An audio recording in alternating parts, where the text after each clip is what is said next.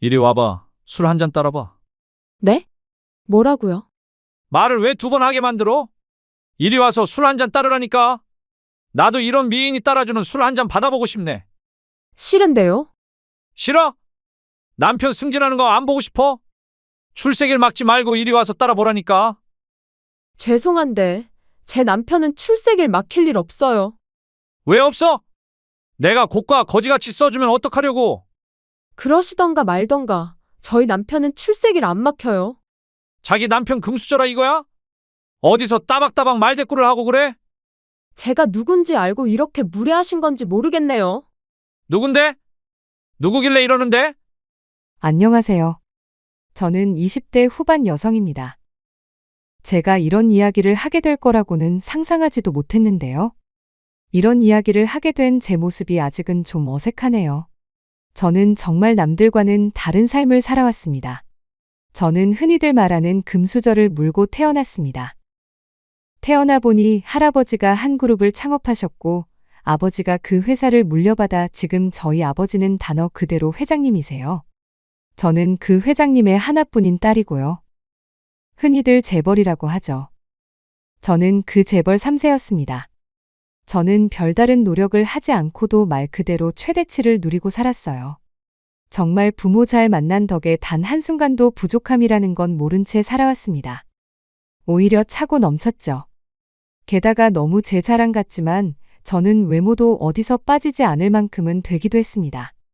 좀 재수없게 들리겠지만 감사히도 유전자도 타고난 것 같아요. 게다가 부모님이 정말 좋으신 분들이라 제가 하고 싶다는 건 뭐든 다 하게 해주셨습니다. 강요하는 성격들도 아니셔서 정말 제 삶에는 고민이라는 것은 존재하지 않았어요. 아버지는 제가 경영학을 전공해서 회사를 물려받기를 원하셨지만 그마저도 제가 싫다고 하니 두 번 말하지 않으셨습니다. 그 덕에 저는 무언가를 깊게 생각해 본 적이 없어요. 그럴 필요가 없었으니까요. 그런 제 삶에 어떤 남자가 나타났습니다. 그리고 사랑에 빠졌죠. 그 남자는 정말 지극히 평범한 사람이었습니다. 외모도 집안도 능력도 말이죠. 그 어느 것 하나 튀는 것 없던 그 남자에게 정말 특별한 점이 하나 있었어요. 바로 다정함입니다. 어쩌면 첫눈에 반했는지도 몰라요. 아버지를 만나러 회사에 간 날 건물 입구에서 짐을 든 어르신을 웃으며 도와주는 모습을 봤거든요. 웃는 모습이 너무 예뻐서 아니 어떻게 저렇게 웃을 수 있지 했던 기억이 납니다. 그 이후로 그를 보기 위해 아버지 회사에 이유 없이 들리는 날이 많아졌어요. 그러다 우연히 그를 보게 된 날은 하루 종일 기분이 좋았습니다. 맞아요. 저는 그렇게 사랑에 빠졌어요. 남들이 보면 뭐 그런 걸로 사랑에 빠지냐 하겠지만 저는 그의 웃는 모습이 너무 좋았습니다. 그렇게 우연 아닌 우연으로 마주치는 일이 잦았고 눈인사 정도 주고받을 수 있게 되었을 때 제가 먼저 커피 한 잔 마실 수 있냐고 물었습니다.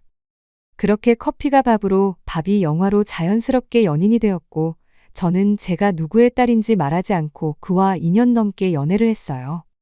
그는 알면 알수록 좋은 사람이었습니다. 놓치면 평생을 후회할 것 같았어요. 그래서 제가 먼저 결혼하자고 말했습니다. 그는 아직 자기가 사원이고 자리를 덜 잡아서 좋은 집, 근사한 결혼식 같은 건 해줄 수 없다는 말에 제가 다 있으니 괜찮다고 말하며 저희 아버지가 누군지 말했습니다. 당연히 그는 많이 놀랐습니다. 그리고 걱정했습니다. 환경이 너무 다르잖아. 우리가 잘 맞춰서 살 수 있을까? 아니, 그 전에 허락은 받을 수 있을까? 저도 걱정을 아예 하지 않은 건 아니었습니다. 물론 저희 부모님은 제가 하고 싶은 걸 다 하게 해주시긴 했지만 결혼은 또 다른 문제일 수 있으니까요. 게다가 본인의 회사 사원이면 아버지 입장에서는 받아들이시기 힘들지도 모른다고 생각했습니다. 그래도 너무 서운해하지 말자고 함께 이겨내자고 둘이서 손 꼭 붙잡고 이야기했던 게 새록새록 떠오르네요. 하지만 걱정했던 것과 달리 모든 것은 순조롭게 진행됐습니다. 부모님은 완전 두 팔 벌려 환영하신 건 아니었지만 제가 누군가를 이렇게 좋아하는 건 처음 본다며 어떻게 할 수 없다며 별말 없이 허락하셨거든요. 오히려 그의 부모님이 너무 부담스럽다고 하셔서 설득하는데 시간이 좀 걸렸어요.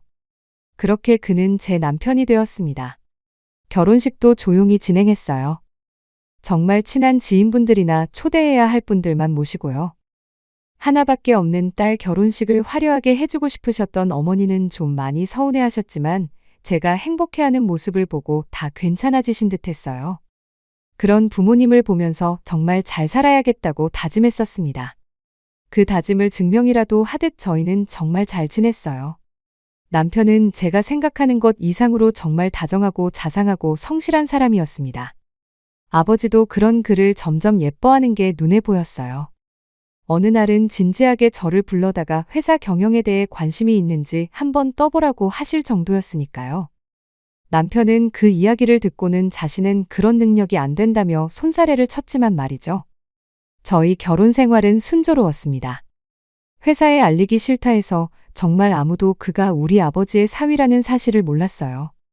언젠가 알게 될 사실이지만 아직은 마음의 준비가 안 됐다는 그의 말을 존중했습니다. 걱정이고 고민이고 없이 순조롭기만 할 줄 알았던 제 결혼 생활에 문제가 생긴 건 그로부터 1년쯤 지날 무렵이었습니다. 남편은 어느 순간부터 표정이 조금씩 어두워졌습니다. 피곤해 보이는 얼굴로 집에 들어오고 출근할 때면 얼굴에 근심과 걱정이 가득했습니다. 무슨 일 있어? 무슨 일이 있을 게 뭐가 있어? 없어. 당신 요즘 너무 고민 많고 힘들어 보여. 그런 거 없어. 신경 쓰지 마. 늘 대화가 많던 저희가 어느 순간 대화가 줄어들었고 저는 남편의 눈치를 보기 시작했습니다. 그러다 보니 자연스럽게 불만이 생기게 되더라고요. 힘든 건 알겠는데 그걸 집에서까지 저렇게 티낼 필요가 있나 싶고요. 자기 요즘 집에 들어오면 씻고 자기 바쁘고 나랑 길게 대화한 게 언제인지 기억은 나. 우리 아직 신혼이야. 이제 결혼 1년쯤 지났다고. 미안해. 근데 집에 들어오면 그냥 쉬고 싶어. 이해해보려고 노력했습니다. 일이 많이 힘든가 보다 하고요. 당장 아버지에게 달려가서 남편 좀 덜 힘들게 해달라고 징징거리고 싶었지만 남편의 성격상 그러면 화를 낼 것 같았기에 꾹 참았습니다. 제 마음고생이 날로 깊어지던 어느 날 어쩌면 남편의 그 힘듦이 회사 일 때문이 아닐지도 모른다는 의심이 피어나기 시작했습니다. 어느 순간부터 제가 있는 곳에서 전화나 문자를 받지 않았거든요. 무슨 전화길래 그렇게 매번 나 피해서 받아? 피하다니. 일 관련 전화니까 조용한 곳에서 받는 거지. 앞으로는 그냥 앞에서 받아. 내가 불편해서 안 돼. 도대체 뭐가 불편하다는 건지 하나도 이해가 되지 않았어요.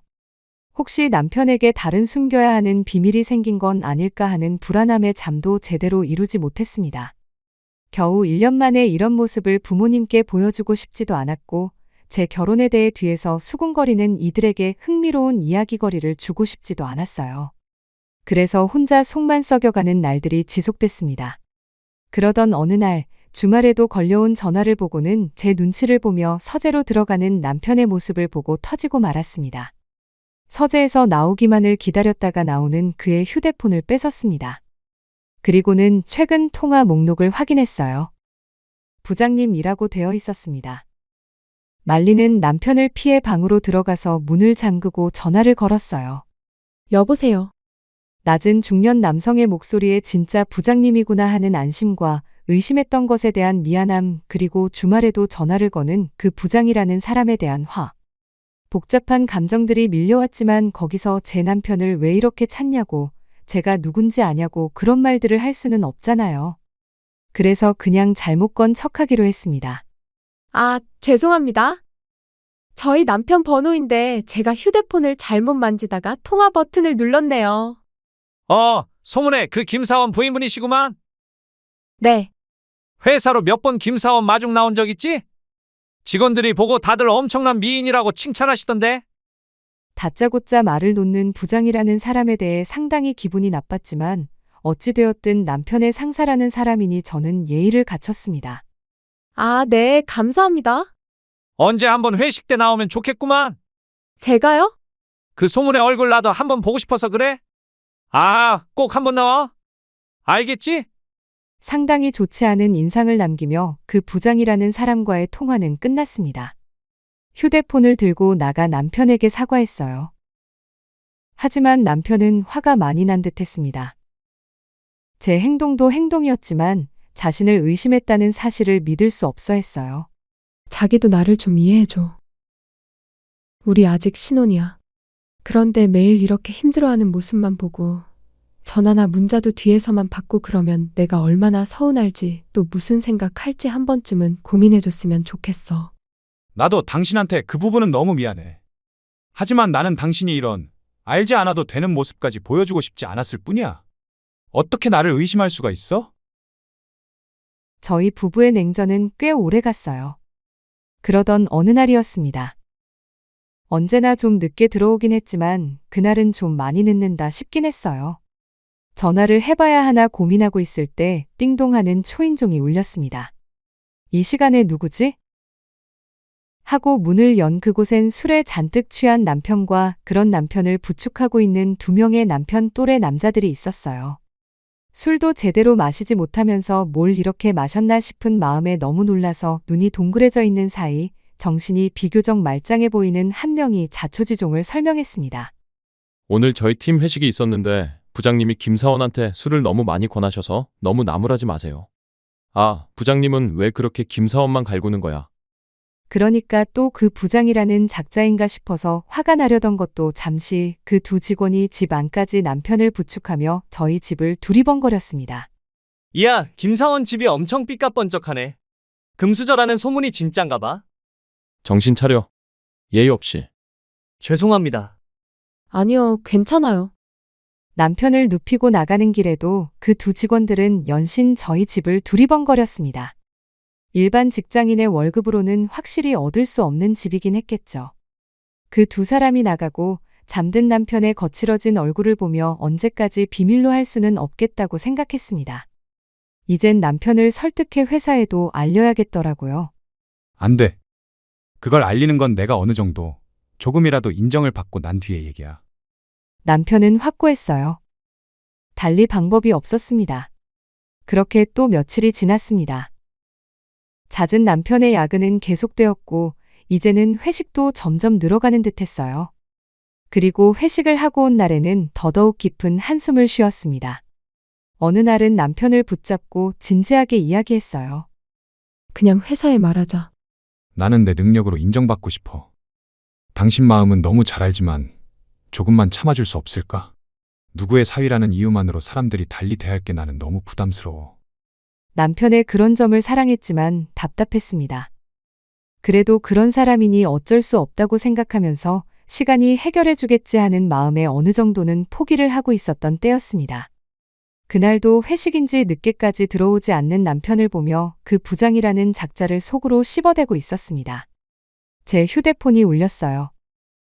남편이었습니다. 자기야, 왜 이렇게 늦어? 오늘도 회식이야? 아이고, 안녕하신가? 내 목소리 기억하겠어요? 그 부장이었습니다. 아, 네. 안녕하세요. 아, 지금 우리 김사원이 너무 술에 취해서 전처럼 데려다 줄 수도 없을 것 같은데 와서 좀 데려가. 아니, 사람이 그 지경이 될 때까지. 하고 싶은 말은 많았지만 정말 꾹 참았습니다. 제가 생각해도 초인의 인내심이었어요. 어딘데요? 그렇게 참을 인자를 새기며 부장이 말해준 회식 자리로 갔어요. 왁자지껄한 그 회식 자리에서 남편만 잔뜩 취한 채 엎드려 있었습니다.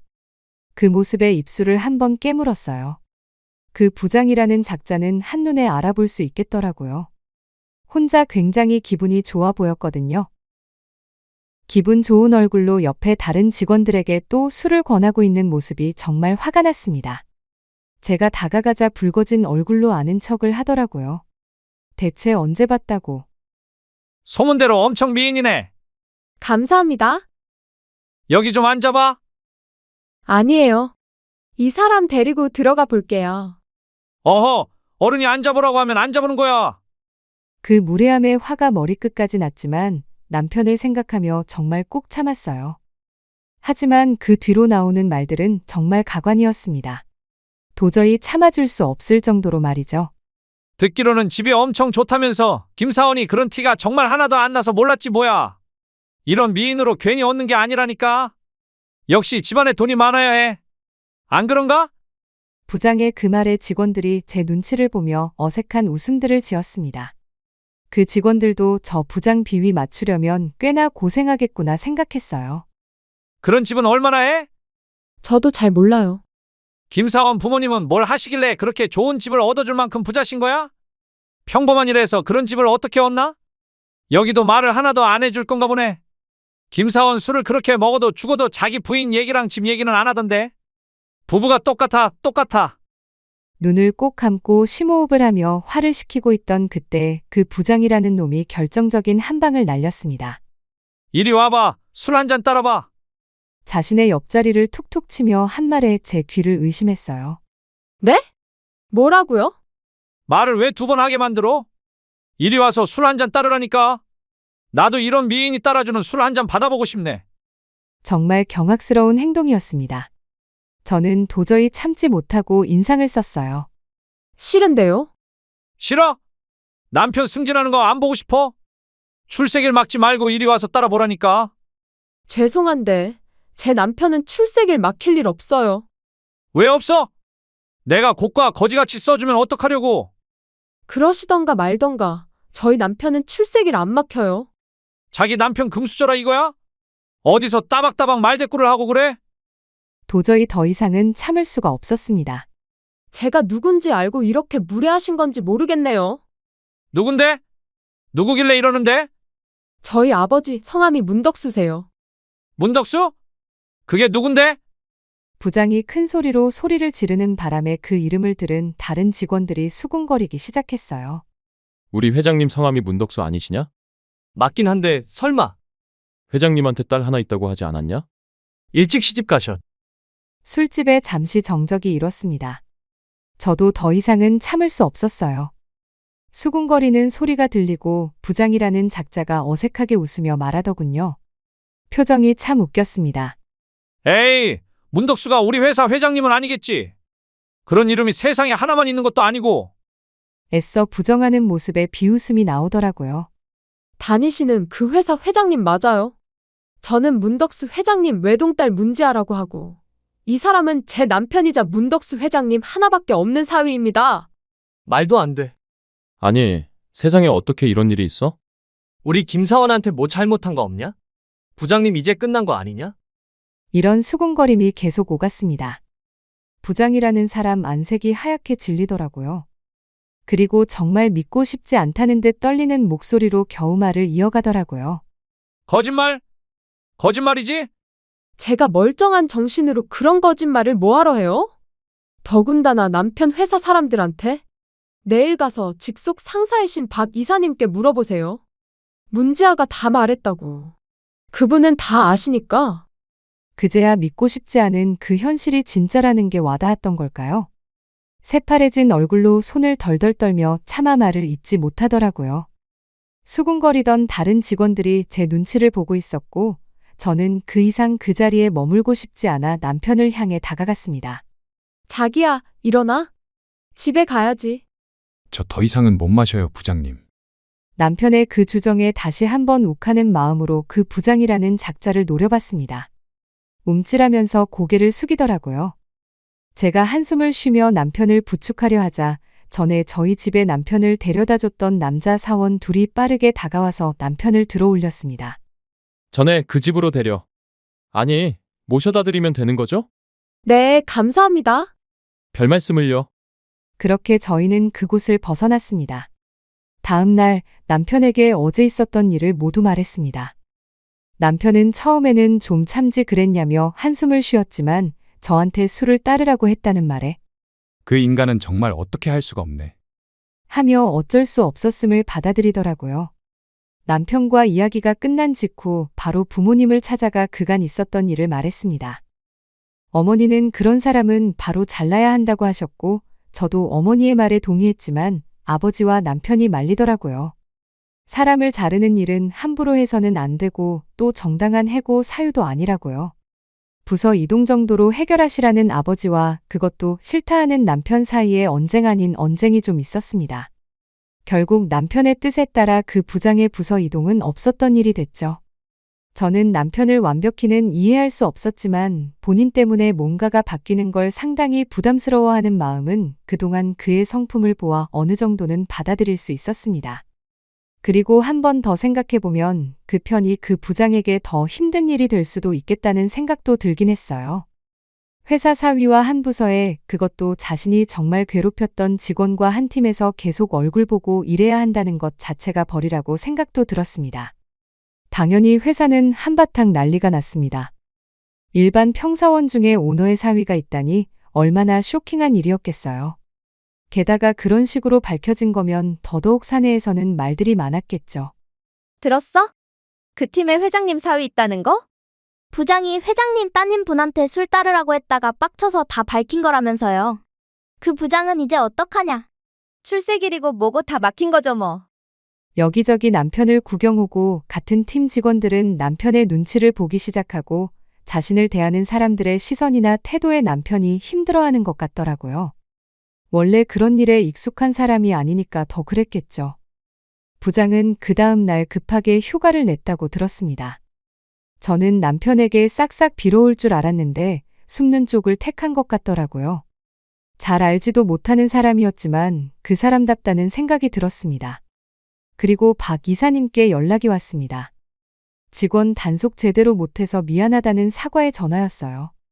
솔직히 이사님이 뭘 그렇게 잘못하셨어요.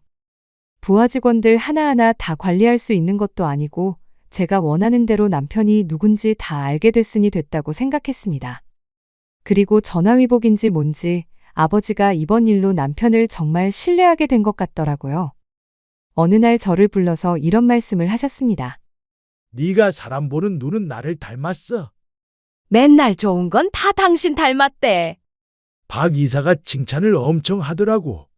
그 부장한테 그렇게 부당한 일을 많이 당해도 불만 한마디 없이 자기 일을 착실하게 잘했다고. 너무 착실해서 저는 답답할 때도 있어요. 그런 남자가 진국인 거야. 그렇게 그 부장은 며칠간 잠수를 탔다가 회사로 돌아와서 아무렇지 않은 척 굴었다고 합니다. 마치 그 일이 없었던 것처럼 말이에요. 하지만 제 남편을 대하는 태도는 완전히 달라진 것 같았습니다. 그거야 당연한 이야기겠죠. 사람들이 나를 너무 조심스럽게 대하니까 부담스러워. 사실 저도 이 이야기는 여기서 끝날 줄 알았습니다. 그랬어야 했는데 그러질 못했어요. 그 이후로 저희 아버지의 자식은 저 하나밖에 없고 그 딸이 회사 경영에는 관심이 일절 없는 건 다들 알고 있던 사실이니 저희 남편이 회사를 물려받게 될 거라고 다들 자연스럽게 그렇게 생각하는 것 같더라고요. 사실 그게 맞기도 하고요. 그 때문에 남편은 많이 곤란해하는 것 같았지만 어차피 언젠가 한 번은 겪어야 할 일이라고 다독였습니다. 저는 종종 회사로 찾아가 퇴근하는 남편과 함께 저녁을 먹고 집으로 들어오곤 했습니다. 그날도 함께 저녁을 먹기 위해 회사로 갔어요. 로비에서 기다리고 있는데 낯익은 얼굴들이 보였습니다. 회식 때 봤던 남편의 팀 사람들이더라고요. 마주쳐서 괜히 인사하고 이런 것도 썩 하고 싶진 않아서 뒤를 돌아서 휴대폰을 꺼냈습니다. 그들은 저를 못 본 듯 했어요. 그러니 그런 대화를 나눈 거겠죠. 그러니까 내가 처음 집에 갔을 때 너무 신기했다는 게 그거였다니까. 김사원한테는 그 특유의 금수저 느낌이 안 나거든. 그런데 집이 으리으리해서 진짜 놀랐어. 특유의 금수저 느낌이 뭔데요? 있잖아. 그 막 태생부터 여유로운 느낌. 가진 사람들만 풍기는 그런 게 있어. 조급함이 하나도 느껴지지 않고 묘하게 다른 사람들보다 한층 높게 서 있는 것 같은. 그냥 재수 없는 느낌 아니에요, 그거? 그렇게 되나? 그 회장님 딸인분도 그런 느낌은 안 나지 않았어요? 그때 너무 잠깐 뵈서 잘 모르겠지만 아니야. 그 회장님 딸은 그 느낌이 딱 있어. 전에 나 김사원 데려다주러 집에 갔을 때에도 묘하게 사람을 자기 아랫사람 다룰 듯 했다니까. 그랬나? 나는 잘 못 느꼈는데. 그냥 되게 미인이시라는 거 말곤. 네가 둔해서 그래. 기분 나쁜 뒷담화였지만 없는 데선 나라님도 욕한다는데 뭐하며 넘길 수 있는 이야기들이었습니다. 워낙 이런저런 이야기를 많이 들어왔던지라 그런가 보다 하기도 했고요. 그럼 김사원이 이 회사 다 물려받는 걸까요? 그렇지 않을까? 딸이 경영에는 관심이 없다며. 남자판 신데렐라라니까. 진짜 무슨 복이야. 얼굴이 잘생긴 것도 아니고 집안이 괜찮은 것도 아니고 대체 뭐에 반해서 결혼을 한 건지. 왜요? 성격 엄청 좋으시던데. 성격은 나도 좋아. 남편을 욕하는 건 참을 수 없어서 나서려던 그때였습니다. 벌써 왔어? 멀리서 남편이 저를 부르는 소리가 들려서 뒤를 돌아 웃으며 인사를 했어요. 열심히 뒷담화하던 직원들의 얼굴이 굳어진 게 보였습니다. 그들을 향해 싱긋 웃으며 까딱 인사를 하고는 남편과 함께 회사를 나왔어요. 제가 들었고 얼굴을 봤다는 것만으로도 그들은 마음고생을 하겠죠. 그 부장이라는 작자에 뒤시하기도 해야겠죠. 그 이후로 한동안 정말 없는 듯이 지냈다고 들었습니다. 저도 그냥 잊고 지나가려고 했어요. 괜히 긁어부스럼 만들고 싶지도 않았고 또 남편이 그걸 부담스러워할 게 뻔했으니까요. 회식도 야근도 없어졌고 남편을 괴롭히는 것들이 다 사라진 것만으로도 만족하려고 했습니다. 그러던 중 그 부장이 스스로 부서 이동 신청을 했다는 이야기를 박 이사님을 통해서 들었습니다. 그게 받아들여지지 않자 저를 한번 만나고 싶다는 이야기를 전해왔어요. 만나기 싫었지만 왜 나를 만나고 싶어 하는지, 무슨 이야기를 하려고 그러는 건지 이야기나 들어보자 하는 마음으로 그 자리에 나갔습니다. 들어가자마자 전과는 전혀 다른 표정을 하고 앉아있는 모습을 보고 픽 웃음이 나왔어요. 남편 승진시키고 싶으면 자기 옆자리에서 술 한 잔 따라보라던 그 모습은 어디 가고 잔뜩 기가 죽어 눈치나 살피고 있는 모습이란. 무슨 일로 보자고 하신 거예요? 그날 일을 제대로 사과 못 드린 것 같아서요. 존댓말을 하더라고요. 그것조차 저는 그냥 웃음이 나왔습니다. 그리고 바로도 아니고 한참이 지나간 뒤에 사과라니. 그것도 어이가 없었어요. 이제 와서 사과를 하신다는 게 별로 진정성에 와닿지는 않네요. 제가 정말 잘못했으니까 이제 저 좀 그만 괴롭히시면 안 될까요? 그 말에 벙쪘습니다. 괴롭히다뇨? 누가 누굴 말하는 건지 몰라서 허하고 헛웃음이 나오더라고요. 괴롭히다뇨? 제가요? 그날 이후로 박 이사님도 저를 대하는 게 다르시고 부서 이동 요청드렸는데도 들어주지 않으시고 다 위에서 지시하신 거잖아요. 묘하게 저를 탓하는 듯한 그 말투에 정말 말 그대로 어이가 없었습니다. 저는 박 이사님께 따로 뭔가 말씀드린 게 없다고 이야기했어요. 하지만 믿지 않는 것 같더라고요. 피해의식에 완전 사로잡혀서 제가 자신을 괴롭힌다고 믿는 것 같았습니다. 한 가정의 아버지고 회사를 그만둘 수 없고 어쩌고 하면서 자기가 너무 잘못했으니까 자신을 그냥 가만 좀 두라고 그러는데 저는 정말 아무것도 하지 않고 가만히 뒀거든요. 제가 여기서 박 이사님께 전화해서 부서 이동을 시켜달라는 것도 멀건이고 함부로 해서는 안 되는 일 아닌가요? 그렇게 이야기를 하고 돌아오는 길에 정말 사람은 변하지 않는구나 생각했습니다. 끝까지 진심 어린 사과보다는 제 탓만 하는 그 모습에 일말의 기대를 하고 나간 제 자신이 후회스럽더라고요. 그로부터 며칠이나 지났을까요? 회사 법무팀에서 전화가 왔습니다. 정말 상상도 못했던 일로 말이죠. 그 부장이 사내의 익명 게시판에 누가 봐도 저를 저격하는 글을 올렸고 그 글이 각종 커뮤니티와 SNS 등으로 퍼져나가면서 저희 회사가 갑질 논란에 휩싸였다고요. 그 글의 일부를 들려드릴게요. 안녕하세요. 저는 이 회사에 다니고 있는 직원입니다. 제가 최근에 억울한 일을 당해서 이렇게 게시판에 여러분의 의견을 물어보려고 합니다. 저는 20년 넘게 이 회사에 애정을 가지고 근무하며 열과 성을 다해왔습니다. 회사에 대한 애사심과 자부심으로 살아온 지난날인데 최근에 있었던 어느 일로 인해 그 모든 것들이 한순간에 날아갈 위기에 빠졌습니다. 제 부하 직원 중에 한 명의 이야기입니다. 그 부하 직원은 평소에 일도 곧잘하고 심성도 발라서 제가 아끼는 부하 직원이었습니다. 그 때문에 다른 직원들보다 제가 일적으로 조금 더 의지했던 게 사실입니다. 회식 자리 같은 곳에서도 조금 더 친근하게 대했고요. 그날도 회식이 있던 날이었습니다. 그 부하 직원이 좀 과음을 해서 아내 되시는 분이 데리러 오셨어요. 저는 반가운 마음에 함께 술이나 한잔하자 권했습니다. 나중에 생각해보니 이 부분이 정말 잘못한 거긴 하더라고요. 제가 취하기도 했고 기분도 너무 좋았던지라 한 실수였습니다. 그런데 알고 보니 그 아내분이 저희 회사 오너분 따님이시더라고요. 전혀 몰랐던 사실이라 놀란 건 사실이었습니다. 그 자리에서 자신이 누군지 말하시고는 화가 많이 난 듯한 얼굴로 남편인 제 부하 직원을 데리고 집으로 돌아가셨습니다. 문제는 그 다음부터 일어났습니다. 물론 제가 잘못한 부분이 있지만 그 다음에 제가 겪은 일들이 조금 너무하다는 생각이 듭니다. 임원진 분들이 저를 중요한 프로젝트에서 빼거나 요구사항들을 노골적으로 들어주지 않으시기 시작했고 인사 이동도 제가 받아들일 수 없게 이루어졌어요. 그 부하 직원은 부서를 이동하지 않고 아직도 제 밑에 있는데 그전과 태도가 너무 달라졌습니다. 뭐라고 딱 말할 수는 없지만요. 회사에 부풀려져 소문이 난 부분들도 많고 노골적인 차별을 받고 있어서 당장이라도 그만두고 싶을 만큼 회사 생활이 지옥 같지만 두 아이의 아버지이자 한 가정의 가장인지라 쉽게 회사를 그만둘 수도 없습니다. 이 나이에 저를 받아주는 곳이 있을지도 모르고요. 많은 분들이 저를 위해 목소리를 내주셨으면 좋겠습니다. 물론 제가 잘못한 게 없지 않지만 이런 부당한 대우는 명백히 갑질이고 그런 문화는 사라져야 마땅한 게 아니겠습니까? 이런 내용의 글이었습니다. 정말 기가 막혀서 말도 안 나오더라고요. 자신이 한 일은 하나도 제대로 적지 않고 또 자신이 당했다는 일들도 아무도 한 적이 없이 오롯이 자신의 피해망상일 뿐인데 저런 글을 써서 자기 자신을 변호하고 노골적으로 저를 비난하는 내용이라니. 회사 내부에서는 그 부장이 어떤 사람인지 알고 있는 사람이 많아서 큰 논란이 되지도 않았고 오히려 그 부장이 더 욕을 먹는 분위기였지만 그 글이 밖으로 퍼져나가면서 문제가 되기 시작했더라고요. 글 내용 중에 보여지는 내용들로 여러 추측들이 오갔고 아버지 회사의 이름도 오르내린다고요. 정말 화가 났습니다. 속에서 천불이 난다는 게 이런 걸 두고 하는 말인가 싶더라고요. 회사의 법무팀에서는 글 작성한 그 부장이 합의를 요구하니까 합의금을 주고 글을 내리게 만드는 게 최선의 방법이라고 하는데 저는 정말 도저히 그러고 싶지 않았습니다. 그걸 노리고 쓴 글이 분명했고 그 부장의 잘못이 너무 명백했어요. 절대 사과도 합의도 하고 싶지 않았습니다. 제가 잘못한 게 하나도 없으니까요. 억울해서 눈물이 나오는 건 오히려 저였어요. 남편과 상의를 했습니다.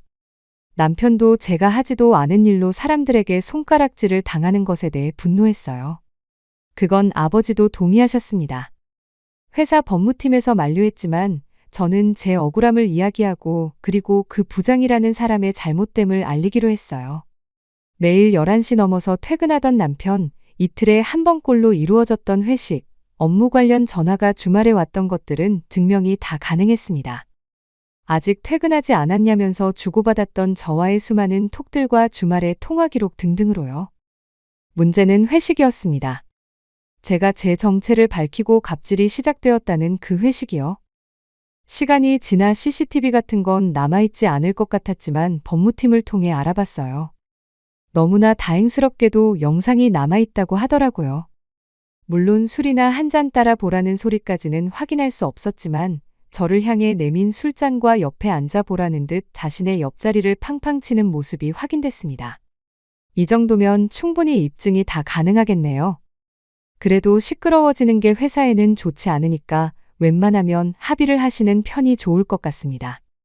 그 자료들을 가지고 그 부장이라는 인간과 합의를 할 수도 있었지만 저는 그러고 싶지 않았어요. 그 사람이 한 짓을 세상에 알리고 싶었습니다. 저희 부부의 이야기가 세상 밖으로 알려지는 것은 조금 부담스럽긴 했지만 이번에는 남편이 나서서 밝히라고 말해주더군요. 내가 이런 부당한 일을 당하는 건 참을 수 있지만 당신이 그런 일을 당한 건 참을 수가 없어. 그리고 그 글을 올린 걸 보면서 저 사람은 절대 반성이라는 걸 하지 않는구나. 그냥 두면 다른 피해자가 또 나올 거라는 생각도 들고. 그렇게 이 모든 자료들을 포함한 제 입장문이 세상 밖으로 나갔습니다. 사실의 반응은 가히 폭발적이었어요. 요즘도 그 부장 같은 사람이 있다는 사실에 경악하는 사람들도 많았고 그 부장의 뻔뻔함과 저와 제 남편의 이야기도 주목을 받았습니다. 어쩌다 결혼을 하게 되었고 뭐 그런 이야기들이요. 세상이 그 부장을 향해 손가락질하기 시작했어요. 상황이 완전 역전된 거였죠. 그 부장도 제가 이렇게까지 나올 줄은 몰랐던 것 같더라고요. 적당히 몇 억 쥐어주면서 합의하면 회사를 그만두고 나가서 그 돈으로 편하게 살 생각이었겠죠. 그런 어림도 없는 꿈을 꾸며 어쩌면 행복에 부풀었을지도 모를 일입니다. 다시 생각해도 화가 나네요. 돈 넘은 회식 문화, 이대로 괜찮은가? 야근 없다고는 하지만 하지 않으면 눈치 주는 직장 문화. 이런 기사들이 쏟아졌습니다. 물론 현대판 남자 신데렐라 스토리 같은 기사들도 함께 나와서 신경에 거슬리긴 했지만 이미 한번 각오한 일이었으니까 어쩔 수 없다 생각했어요. 어차피 한 번은 겪어야 될 일이라며. 난 정말 괜찮아. 그렇게 말해주는 남편이 너무 고마웠습니다. 그로부터 며칠 뒤 다시 그 부장이라는 사람에게 연락이 왔습니다. 저는 흔쾌히 만나겠다며 그 자리에 나갔어요. 어떤 얼굴을 하고 어떤 말을 할지 궁금했거든요. 멀리서 봐도 얼굴이 굉장히 초췌해져 있었습니다. 전혀 동정심이 들지 않았어요. 그래서는 상당히 당당하시더니 오늘은 아니시네요. 제가 입을 열자마자 그 부장은 무릎을 꿇었습니다. 그리고는 주변 사람들이 들으라는 듯 일부러 큰 소리로 사과를 하기 시작했어요. 일부러 보란 듯 과도하게 말이죠. 정말 제가 죽을 죄를 지었습니다. 사모님, 한 번만 용서해 주세요. 제가 왜 그쪽 사모님인지도 모르겠고 저는 용서할 마음도 없어요. 이렇게 되니까 사과하시는 게 제일 어이가 없네요. 술 한 잔 따라보라던 그 당당한 태도는 다 어디 가고. 그건 누구신지 몰라 뵙고. 누군지 모르면 회장 딸이 아니면 술을 따라도 된다는 말인가요? 세상에 상사 술을 따라야 되는 사람은 따로 구분되어 있지 않아요. 그건 업무가 아니잖아요. 그 부장은 누가 봐도 과한 액션으로 사람들의 이목을 끌어서 저를 한 번 더 곤란하게 만들 심산이 분명했어요. 큰 소리를 내며 무릎을 꿇자마자 주변에 있는 사람들이 휴대폰을 들어 저희 두 사람을 찍기 시작했거든요. 그래서 저는 일부러 더 그 술자리에 대한 이야기를 했습니다. 요즘 같은 시대에 일반 평사원의 부인에게 술을 따르라고 하는 게 말이 되냐고요. 그랬더니 제 예상대로 사람들이 그렇지, 저게 맞는 말이지 하며 동의를 하기 시작하더라고요. 그 웅성거림을 들었는지 얼굴이 시뻘개지더니 갑자기 제 발목을 잡고 우는 소리를 내기 시작했습니다. 한 번만 용서해 주시면 정말 회사에 목숨이라도 바치겠습니다. 제발 자르지만 말아주세요. 한 가정의 아버지고 두 아이의 아빠입니다. 정말 기가 찼습니다. 여기서까지 저러다니. 저런 아버지를 둔 아이들이 불쌍할 지경이었어요. 저는 부장님을 자른다고 한 적이 한 번도 없어요. 그 관련해서 회사 분들에게 요청드린 적도 없고요. 지금도 앞으로도 그런 월권 행위는 하지 않을 거예요. 그러니까 부당한 일 당한다고 너무 억울해하지 않으셔도 됩니다. 사내 평판은 이미 그 전부터 안 좋았던 거 아시잖아요. 당황하지 않고 조목조목 따지는 모습들이 그대로 찍혔고 그 영상들이 인터넷에 한 번 더 게시가 됐습니다. 물론 그 부장의 편은 거의 없었고요. 그 부장은 그 뒤로 정말 죽은 듯이 지내는 걸로 알고 있어요. 그 부장과 저와의 이야기는 여기까지입니다. 속 시원한 사이다 결말을 원하시는 분들이 많으시겠지만 그 부장은 그 뒤로 부서 이동을 해서 아버지 회사를 계속 다니고 있어요. 물론 모든 사원들의 수군거림과 손가락질을 받고 있지만 이미 소문이 날 대로 다 나서 회사에 딱 붙어 있는 거 말고는 아무것도 할 수 있는 게 없겠죠. 저희 부부 이야기가 세상을 통해 나가는 바람에 남편은 원치 않은 사람들의 관심을 한 몸에 받아야 했습니다. 그것 때문에 한동안은 힘들어했어요. 어딜 가나 남자 신데렐라는 등 도대체 어떤 매력이 있길래 재벌집 사위가 된 거냐는 등 평소라면 듣지 않아도 될 말을 잔뜩 듣게 되었으니까요. 그 점이 너무 미안했는데 어느 날 남편이 그러더라고요. 내가 당신과 결혼할 마음 먹었을 때 이미 다 각오한 일이야. 언젠가 한 번쯤은 겪어야 할 일 빨리 겪으면 나중에 편하고 좋지 뭐. 그렇게 말해주는 남편이 너무 고마웠습니다. 그 부장과의 사건은 그 사람의 잘못이 너무 명확하게 세상에 다 밝혀진 거니라 저희에게 다른 이야기가 덧붙여지지는 않았어요. 하지만 그것 외에도 뒷말하기 좋아하는 사람들은 입에서 입으로 정말 터무니없는 소문들이 나기도 했었습니다. 그 중에 하나를 말씀드리자면 어느 날 남편이 그러더라고요. 당신 회사에 나 몰래 와서 나 보고 간 일 있어? 응? 아니, 근데 왜 그런 얘기가 돌아? 무슨 얘기? 직원들이 남편 몰래 하는 이야기를 남편이 들었답니다. 제가 회사에 몰래 찾아와서 남편을 감시한다고요. 그 부장 사건 때 제가 남편 휴대폰을 봤다는 사실과 남편을 의심해서 부장에게 전화를 걸었다는 이야기가 꼬리에 꼬리를 물고 부풀어진 것 같더라고요. 거기에 제가 한두 번 아버지 회사 로비에서 남편을 기다리는 모습이 목격된 적이 있어서 그 소문은 직원들 사이에서 빠르게 퍼져나간 것 같아요. 남편은 모른 척하려고 했지만 아무래도 신경이 쓰여서 좀 알아봤더니 아주 말도 안 되는 이야기를 자기들끼리 하고 있더랍니다. 제가 의부증인데 그 증상이 심각해서 병원에 다녀와야 할 정도라는 등 정신이 그렇게 이상하니까 재벌집 딸이 평범한 남자랑 결혼을 한 거라는 등 저희 남편이 저 때문에 우울증에 걸렸다는 등 정말 별의별 헛소리들이 난무하고 있다는 소리를 들었습니다. 처음에는 그냥 모른 척하려고도 생각했어요. 근데 소문이 점점 커져서 어머니 귀에까지 들어갔어요. 그쯤 되니 나서지 않을 수가 없었습니다. 하지만 그저 사람들의 입에서 입을 타고 커지는 소문에 대처할 방법이 뾰족하게 있진 않았습니다. 그래서 그냥 정면 돌파하기로 했어요. 그 소문의 진원지를 잡기로 말이죠. 가만두면 어디까지 퍼져나갈지 짐작조차 되지 않았어요.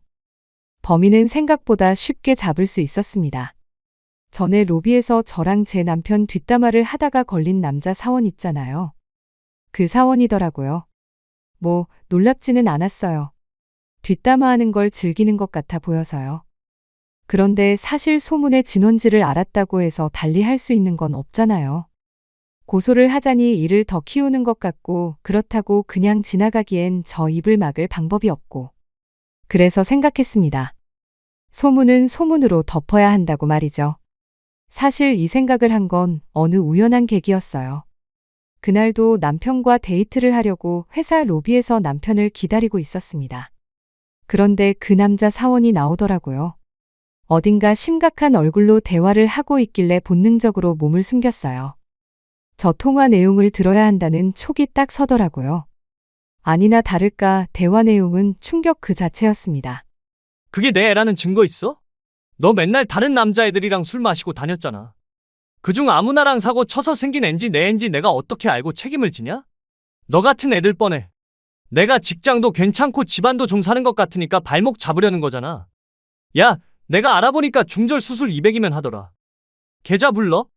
200 보내줄 테니까. 아니다, 카톡으로 송금할 테니까 그런 줄 알아? 이건 완전 쓰레기 그 자체더라고요. 여자친구가 임신했다는데 막말하는 것도 모자라서 카톡으로 수술비를 송금하다니요. 놀라서 입을 떡 벌리고 있는데 남편이 나왔습니다. 남편에게 제가 오늘 들은 이야기들을 말했어요. 그런 일은 그냥 모른 척해. 저런 쓰레기를 모른 척하면 어떡해. 해. 게다가 우리 소문도 저 사람이 다 내고 다녔다는데?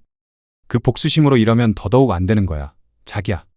그리고 저 일은 그 여자분이 비밀로 하고 싶으실 수도 있는 거잖아. 제가 간과했던 부분을 남편이 집어서 말해주더라고요. 그렇죠. 그건 그 여자분도 밝히고 싶지 않은 사생활일 수도 있는 일이었습니다. 제가 생각이 너무 짧았더라고요. 하마터면 똑같은 사람이 될 뻔했지 뭐예요. 그렇게 그 일은 듣지 않은 걸로 하려고 하고 다른 방법을 생각해보던 때였습니다. 그날도 남편의 회사에 갔다가 로비에서 두 손에 종이 한가득 들고 있는 여성분을 봤어요.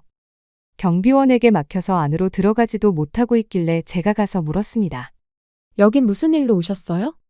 아, 그게 제가 꼭 해야 할 일이 있어서요. 직원분 아니면 못 들어가요. 무슨 일이신데요? 사실은 그 여자분은 다름 아닌 그 남자 사원의 여자친구였습니다. 카톡으로 돈을 송금받았던 바로 그녀 말이죠. 도저히 그를 용서할 수 없어서 대자보를 붙이러 왔다는 말에 순간 번뜩하고 뭔가 생각이 났습니다. 이렇게 하시면 명예훼손으로 고소당하실 수도 있고 본인 신상도 오픈되는 거니까 이렇게 하지 마시고요. 제가 여기 회사 익명 사내 게시판 아이디랑 비밀번호 드릴 테니까 거기에 주어 없이 글을 써보세요.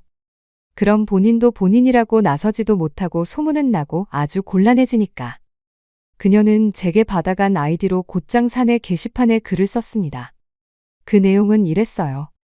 저는 이 회사의 남자 직원분과 오랜 시간 연애를 했던 사람입니다. 그와 함께할 미래를 꿈꿀 만큼 그를 너무 사랑했어요. 외국으로 유학을 갔다 온다 했을 때도 기다렸고 운동도 좋아하지 않지만 클라이밍을 좋아하는 그를 따라서 매번 운동도 함께 다녔습니다. 그러던 중 알게 된 사람들과 함께 어울려 다녔어요. 그게 화근이었나 봅니다. 거기서 알게 된 다른 남자분과 저를 끝없이 의심했고 그 때문에 저희는 싸움이 잦아졌어요. 지금 생각해보면 사실 저랑 헤어지고 싶은데 핑계를 만든 게 아닐까 하는 생각도 듭니다. 그렇지 않고서야 임신했다는 저의 말에 단칼에 연락도 끊고 본인이 의심하던 남자의 애 아니냐며 막말을 하고 얼굴도 보기 싫다며 카톡으로 중절 수술 비용을 보내다니요. 그 돈을 받고 너무 비참해서 사라져버릴까 생각도 해봤지만 그건 제가 너무 억울하잖아요. 대자보를 붙일까도 생각해봤는데 그러는 것보다는 이 글의 주인공이 자신인지 아닌지 밝혀질까봐 전전긍긍하며 회사를 다니는 글을 보는 게 더 통쾌할 것 같아 이렇게 글을 올립니다. 마지막으로 한마디만 할게요. 야, 이 자식아. 그건 네 애인 거 너도 알고 나도 알아. 그냥 헤어지고 싶으면 헤어지고 싶다고 하지. 어디서 쓰레기같이 다른 남자랑 엮어서 발을 빼려고 해. 진짜 그렇게 살지 마라. 이 이야기의 주인공은 빠르게 유추가 되었습니다. 외국 유학을 갔다가 클라이밍을 취미로 즐기는 젊은 남성이 회사에 많지는 않잖아요. 그 중에 경우에 수 몇 개를 빼고 나면 사실 남는 건 한 사람이나 다름없었어요. 나중에 들어보니 그 남자 사원은 결국 회사를 그만뒀다고 하더라고요. 지나가면 다들 수군거리고 손가락질하니 견딜 수가 없었겠죠. 소문이라는 건 그런 건데 왜 다들 남의 이야기는 그렇게 쉽게들 할까요? 이제 진짜 이 이야기를 마무리 지어야 할 때가 온 것 같네요. 아, 남편은 어떻게 지내고 있냐고요? 아버지와 매주 주말 바둑도 두고 산책도 가면서 아주 1등 사위가 되었어요. 저보다 제 남편을 더 좋아하신다니까요. 회사에 돌던 소문도 그 남자 사원이 나가서 그런지 아니면 시간이 지나서인지 이제는 조용해졌답니다. 일 잘하고 착하고 바른 제 남편을 좋아하는 사람들이 더 많았고 그 덕에 승진을 해도 뒤시하기가 별로 나오지 않는 것 같더라고요. 누군가는 제 남편을 현대판 신데렐라라고 부르기도 하고 전생에 무슨 복을 쌓았냐고 빈정거리기도 하고 분에 넘치는 복을 받았다고도 합니다. 하지만 저는 전혀 그렇게 생각하지 않아요. 오늘 달이 너무 예쁘다. 같이 산책에 나갈까? 달이 예쁘다고 산책을 함께 가자는 이 남자가 제 인생에 들어와서 저를 얼마나 행복하게 해주는지 사람들은 잘 모릅니다. 그저 겉으로 보여지는 모습을 보고 판단하죠. 그러니 저같이 돈도 많고 외모도 괜찮은 여자가 평범한 남자를 만나 결혼한 것을 믿을 수 없어 하고 자기들의 기준이나 수준에 맞는 이야기들을 가져다 붙여서 자꾸 이유를 만들려고 합니다. 그 부장님도 사실 제 남편이 어떻게 하다가 저 같은 여자를 만난 건지, 왜 그런 큰 집에 사는 건지 남의 일을 궁금해하고 자기 생각하고 싶은 대로 생각하다가 이 사단이 난 거라고 생각해요. 그리고 남들이 소문내는 이야기들을 이용하려 했고요. 저는 그냥 그 사람을 사랑해서 결혼한 것뿐인데 자꾸 사람들은 거기에 이유를 가져다 붙입니다. 조건이 안 맞네, 누가 더 아깝네 하면서 남을 평가하고 판단하죠. 그러지 않으면 본인도 더 행복할 텐데 왜 그걸 모르는 걸까요? 앞으로도 저는 계속 이런 시선들과 싸워나가야 할 겁니다. 사람들은 그럼에도 여전히 남을 평가하고 또 남의 일에 관심을 갖는 걸 좋아하니까요. 저희 부부는 그런 사람들에게 아주 흥미로운 조건을 가지고 있는 게 사실이고 말이죠. 그럼에도 불구하고 저와 제 남편은 잘 헤쳐나갈 거예요. 서로를 사랑하고 또 서로를 믿으니까요. 제 사연 들어주셔서 감사합니다.